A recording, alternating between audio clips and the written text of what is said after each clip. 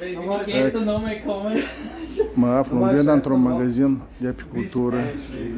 Ja, aber jetzt war mein Fehler. online steht es so. Am făcut comandă de mătcușoare carnică pe săptămâna viitoare. La dânsul e făcut așa, faci comandă de orice So, Mio. și ei îți aduc. Ich brauche Ameisensäure. Brauchst du noch was? Au acolo multe chestii, dar le fac tot la comandă. Sunt multe care nu le avem noi pe acolo.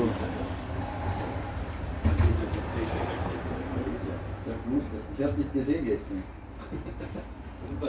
Ihr wäre reingeschaut, ob du da Du hinkommst. warst sogar am Dienstag da, Feiertag.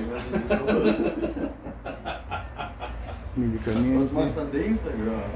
Ja, doctor du hast Dex. im Urlaub, hab ich gesehen. Ceva vom cumpăra și noi de aici. Intrăm o leacă în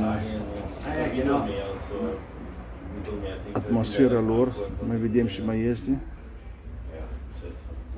Schlecht essen oder schlechtes Geld? Acum și o să cerem un catalog cu medicamente care te uiți și dai comandă și să le duci. Bine, apicultori din Moldova, numai bine. Ja, und in Wien schon super gesund. Da gibt es überhaupt keine Schadstoffe. Vom avea încă niște mătcușoare din Austria, Du bist gewohnt, unser Organismus ist în hat sich Moldova. gewöhnt an diese dicke Luft. so anstrengend.